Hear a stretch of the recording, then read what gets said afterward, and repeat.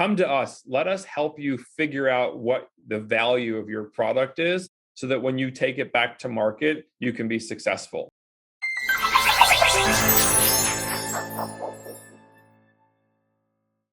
Welcome to Doc Working, the Whole Physician Podcast. I'm Dr. Jen Barna, and I want to take a moment today to thank you for being here with us on the podcast. We are so fortunate to have amazing, interesting physicians who are living their best lives and doing so much in addition to the typical work schedule. And I have a fantastic example of that here with me today, Dr. Brian Rothstein, the Director of Pediatric Skull Base and Neuro-oncologic Surgery at Rainbow Babies and Children's Hospital, and the Director of Neurosurgical Innovation for the Department of Neurosurgery at University Hospitals Cleveland Medical Center. He's an Assistant Professor of Neurosurgery at Case Western Reserve University School of Medicine, and is the Chief Medical Officer for UH Ventures, where he serves as the Chief Clinical Advisor supporting their platform. Dr. Brian Rothstein, welcome to Doc Working, the Whole Physician Podcast. Thanks, Jen. Great to be here. Really excited to have the opportunity to chat with you today. Well, thank you. I'm very excited to chat with you and hear about everything you've been doing at Case Western Reserve, especially to hear about UH Ventures, which is something that is very exciting that you guys have going on there. And I think it's really a model for other institutions. And so I'd love to hear a little bit of a review about what that is and how you became interested in it. Certainly. Again, thanks very much for having me. Very exciting to be able to share our story at University Hospitals and UH Ventures. We are the innovation, commercialization, and venture capital or investment platform for our healthcare system. And we're really lucky because you're right, we are a little bit unique. I think there's a lot of venture capital groups that are coming out of large healthcare systems. And I think that there are plenty of innovation groups that are, part of large healthcare systems. And I think really where we've been able to differentiate ourselves in the marketplace and the ecosystem is that we're blending both. And really the way we think about who we are and how we work with our colleagues here at University Hospitals in Cleveland, Ohio is how do we help people cultivate their great ideas? How do we empower our clinicians? And when I say clinicians, I mean everybody who works in our healthcare organization, whether you're an EVS worker to a nurse to a practicing physician or an administrator. If you work at the hospital here, you're a clinician, and we value what you bring to the table. How we bring your great ideas into the fold that will, one, either inform the way we think about creating new products and services, or help us understand where the gaps in our care delivery systems are so that we can go out into the ecosystem and find solutions that we can bring into university hospitals to solve those problems. And all of that work then really informs our investment thesis. And where are we making smart strategic partnerships where we could benefit both university hospitals as well as our strategic partners to make an investment in their platform? That's really kind of, in the shortest version I can give you, kind of who we are as UH Ventures. It seems like as clinicians, we are super busy and engaged with the work that we have at hand every day. And it seems very common for us to remark to each other like, oh, wouldn't this product be better if, in the mammography world, my techs and I are always joking, like this biopsy table must have been designed by men. It's not comfortable. And there are ways you could improve that. And we're always talking about that. But of course, we don't have time in our schedules to make that happen. And so what you're doing sounds especially interesting to me because I think there are so many people who are out on the front lines with great ideas. And the question is how to help them to get involved in the process of bringing an idea to reality, ultimately to improve patient care. And is that who you see as the entrepreneurs that are coming in? Or do you have a way to help a busy clinician who has an idea to bring that idea into a product? Or do you have people who are already having developed products coming to you and getting further financial investment in their product? Great questions. And the answer is yes to both. really kind of the role that we play in our healthcare system is that of helping inspire a culture of innovation. And that culture of innovation, to your point, could come from a mammography tech. And it's funny because I actually had this conversation literally 2 weeks ago around mammography and how, yes, everything about the system had to have been designed by a man.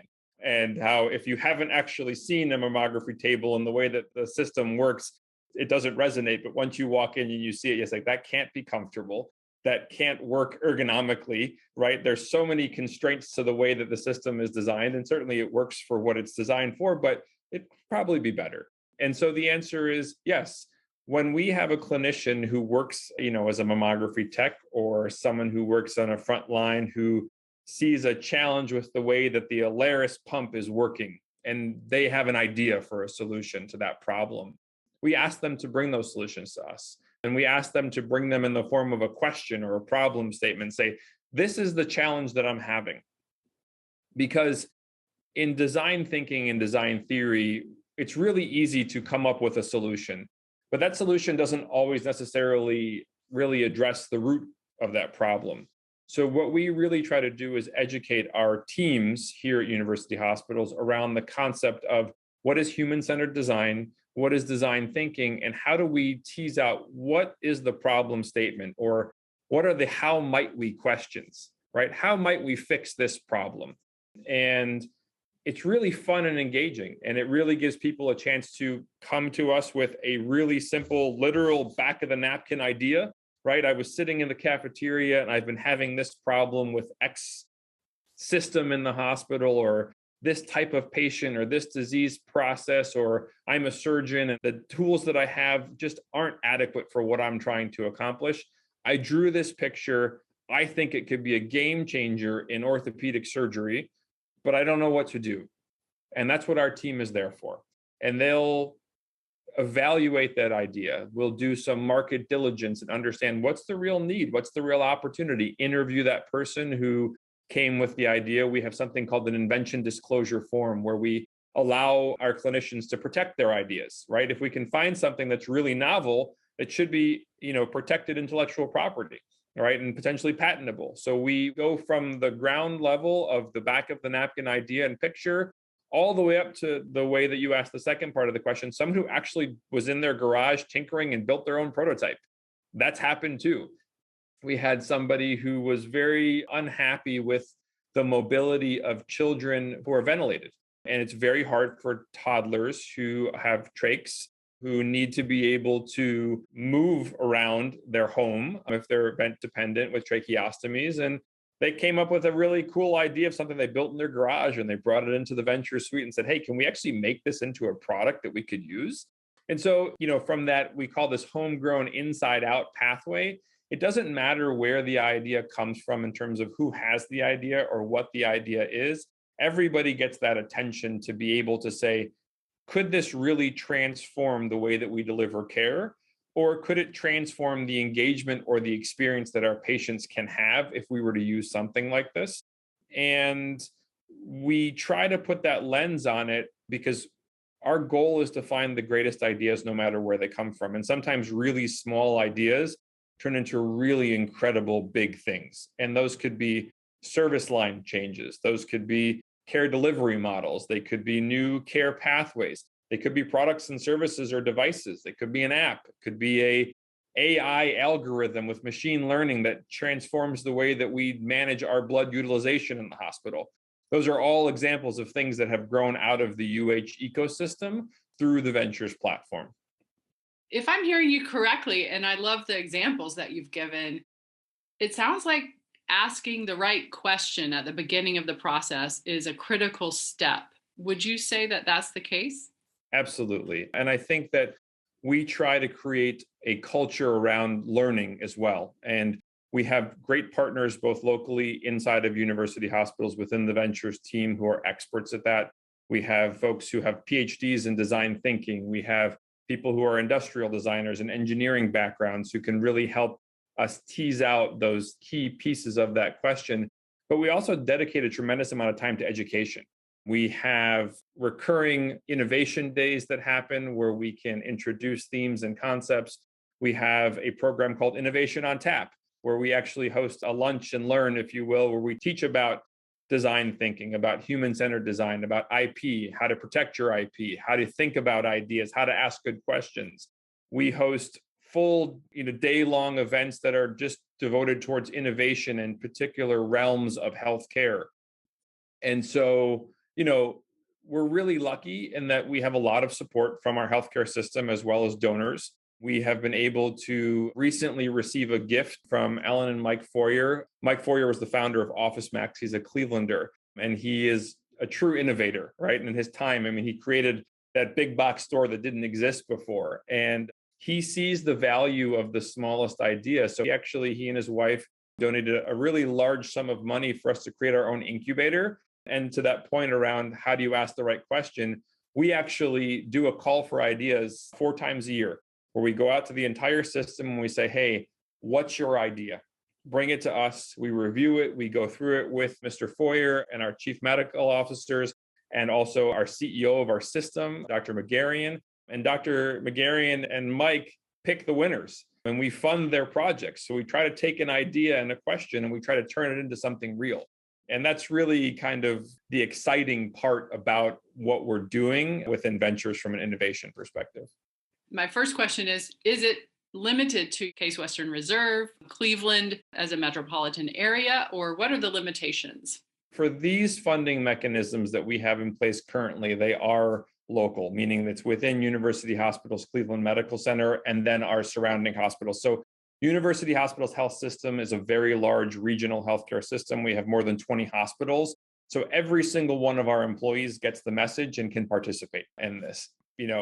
It's really nice. So we have other mechanisms where we can engage with and partner with Case Western Reserve University. We have a very close relationship with their tech transfer office. And as one of our primary academic affiliates from a university perspective, from a biomedical engineering perspective, neurosciences perspective, all of those things, we have mechanisms to share IP, right? And do things together and ensure that great ideas come to the light of day. But really, these particular things that we just talked about really are UH-specific opportunities. Say someone is in your system and they come to you with an idea. How much ownership do they retain of that idea in terms of partnering with an incubator or with other parts of the UH Ventures, for example? How does that work in terms of individual retainment of IP? Great question. And it's a really common question. And we are really fortunate here at UH. We have a really generous policy as it pertains to how, one, we protect IP and the fact that there's very little cost to the entrepreneur to protect that IP. And number 2, what they retain, which is essentially 50% ownership. Okay. And, we're very different. A lot of healthcare systems don't allow their clinicians to maintain that large of a percentage of ownership. And specifically from a royalty perspective, if we actually were to build something together and commercialize it and take it to market, you essentially own 50% of the royalty stream that comes from that product that you developed. So we tried very hard and have been very fortunate to create an atmosphere that really values the clinician's participation in innovation and entrepreneurialism. And we're lucky because we're different. There's a lot of other healthcare systems who aren't as generous to their clinicians. There are others who are more generous, and I think that there's always a bell curve and where you kind of fall. We at UH Ventures, we have a desire to help create alternative revenue streams that can flow back to our institution. And those come from the commercialization of products and services. Those come from developing things with outside companies who come to us. That's one area we haven't really discussed yet is I found a gap in the services that we have. We can't build it ourselves, but there's this great company that has this app or this algorithm that we could use. And we invite them to come to present to our care providers, say, could this fill that gap? And if it does, is it a fully baked idea? Is it an early stage company? Do they need some help in thinking about how does it actually roll into a clinical workflow? Because a lot of these startup companies don't have clinicians on their team. They may have an advisor or a CMO, those types of things, but they may not necessarily have all of that data that they need to help make good decisions around workflow.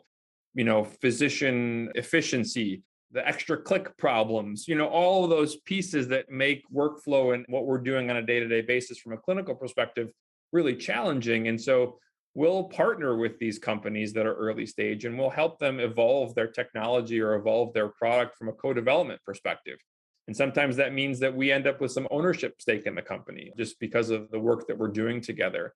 And it also then permissions us to consider making an investment as well. So we're really trying to find any way possible to inspire innovation and entrepreneurialism in our entire ecosystem. So that second question is, though, although a lot of the incubators and the awards that we have are specific awards, the way that we work within our local environment and try to inspire people to want to participate in the delivery of care, and most importantly, in bettering the health and well-being of our community, really puts us in a unique position to be a great anchor partner. It sounds like a huge opportunity for startups that could help your hospital system in addition to clinicians within your hospital system. Absolutely. And I think that it's nice because we represent what most hospitals look like across this country. And so we have partners that are local, regional, national, and international. And, a lot of times they're just looking to get that experience in a friendly environment where they can learn and evolve their product, and it'll help them when it comes to the sales cycle elsewhere. We like to consider ourselves the living laboratory, and laboratory in a different sense than many clinicians think about it from the bench research side or the chemical side, but really come to us. Let us help you figure out what the value of your product is so that when you take it back to market, you can be successful. That's what we love, seeing our partners be successful. Can you tell me an example of a partner that has come through Ventures and has had success? Maybe give me an example or two of those. So I can give you two examples, one that's from inside and one that's from outside. I think it's always nice to kind of think about the dichotomy of perspective there. So one of the companies that came from outside that we actually did a lot of work with very early on, and they recently had an exit, is a company called Conversa. Conversa is a chatbot tool that really helps with facilitated conversation in healthcare.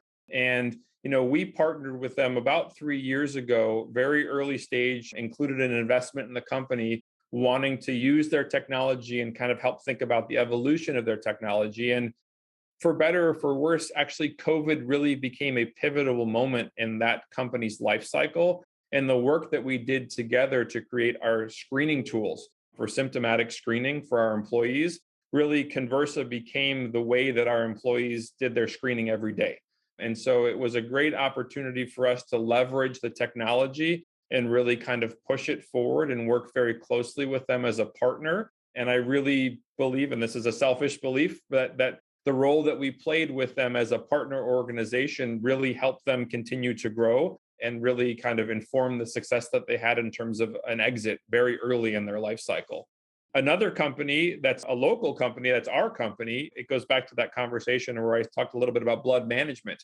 We have a company that we spun out of Ventures called Hemaptics, and their platform is called Hemologics. And what it was an idea that actually came from an administrator that said, our blood utilization isn't great, right? We ordered too much blood transfusion, and not necessarily for the right reasons. It's a systemic problem in healthcare today. And not a lot of people have been able to solve that problem. And we actually looked outside of our organization to try to find a partner like a Conversa of the world, or another company that existed that was looking into this problem that we could bring in to either just buy their technology to use it or work together. And we literally could not find a single platform that was addressing the kind of root cause challenges that we were having with regard to blood utilization and blood management.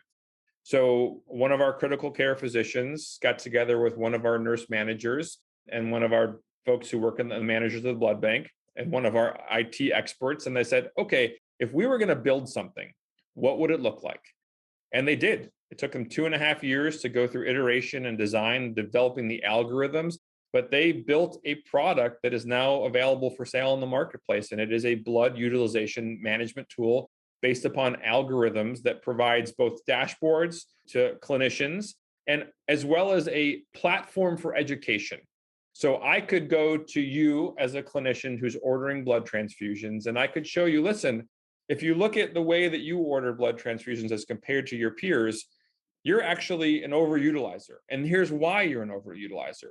So it doesn't create a punitive conversation. It creates an educational opportunity for me to educate you to say, listen, I get why you ordered it. I can see all the reasons why, but maybe if you thought about X, Y, and Z criteria, it might change your decision to order a blood transfusion for this patient.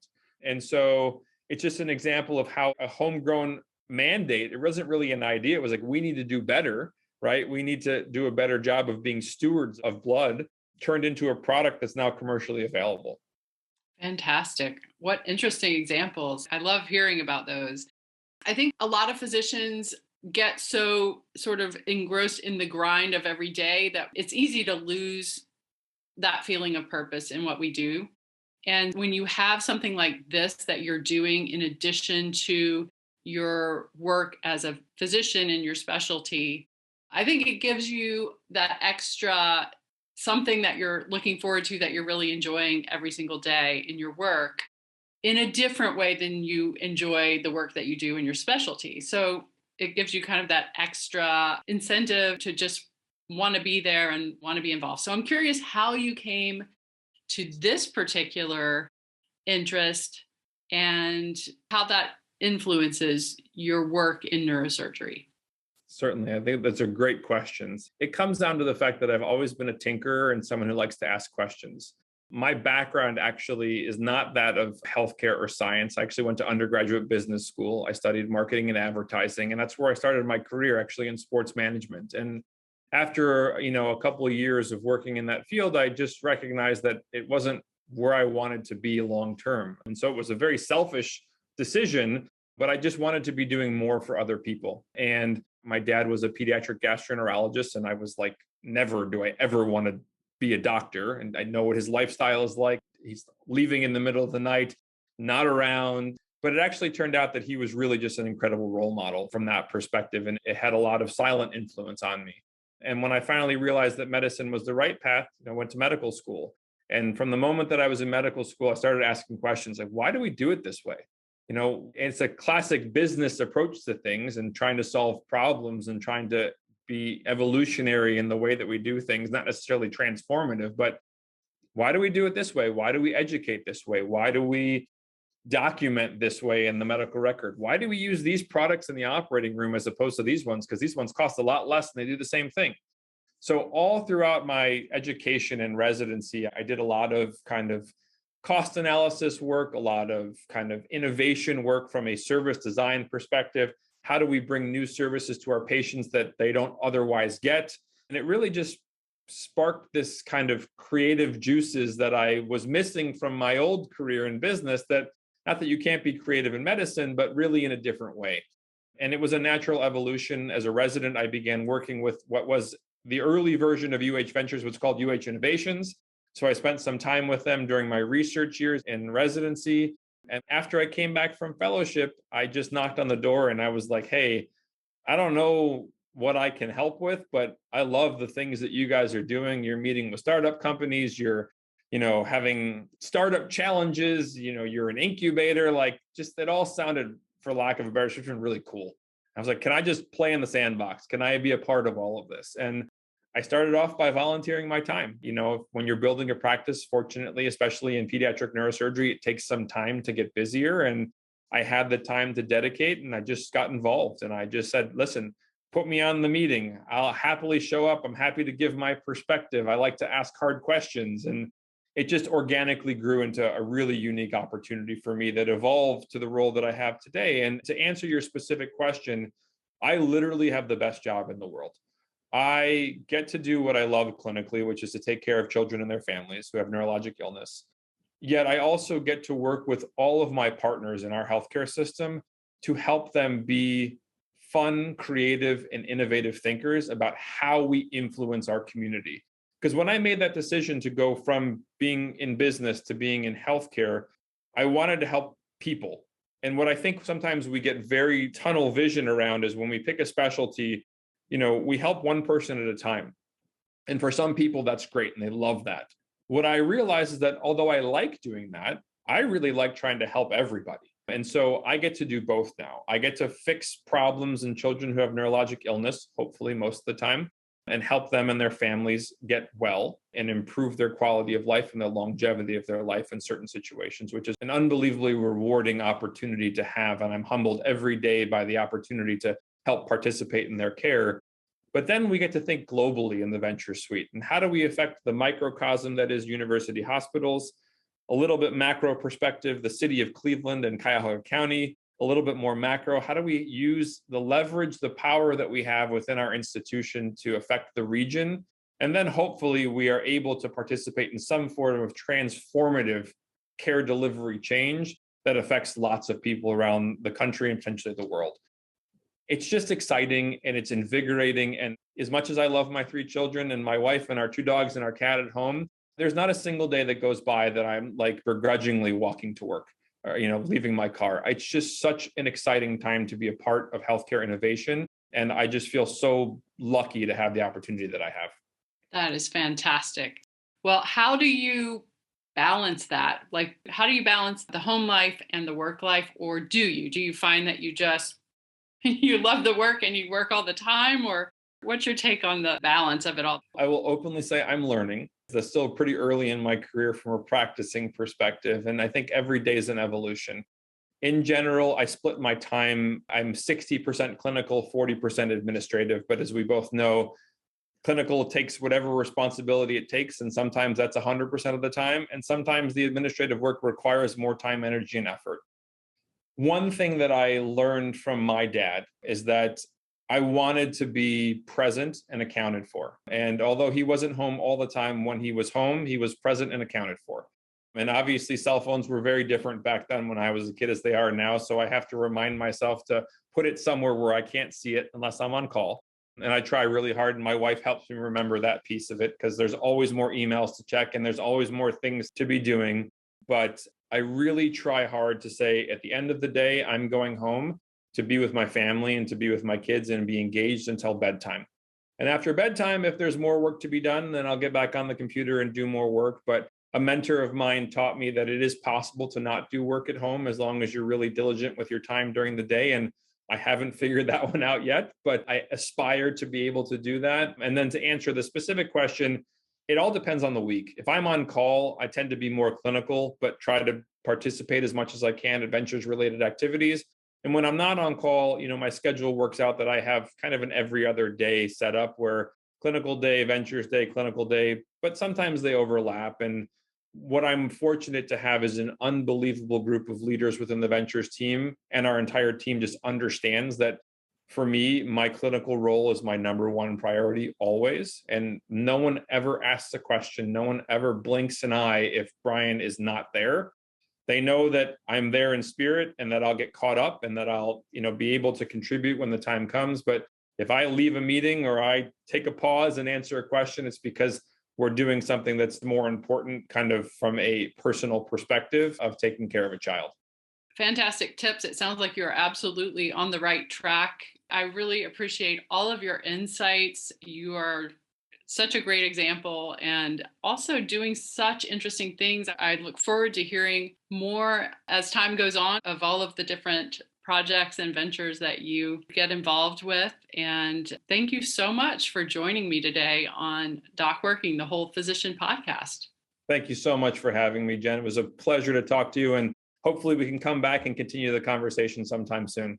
Absolutely. And then in the meantime, if someone is interested in reaching out to you, what is the best way for them to find you? I can say that I'm not the best when it comes to social media, but I'm on LinkedIn, and certainly it's a great place to find me, just Brian Rothstein. You can find us at University Hospitals Ventures at uhventures.universityhospitals.org. And it's a great way to learn more about our platform as well as inquire about participating in the work that we're doing. Thank you again. And thank you for listening to Doc Working, the Whole Physician podcast.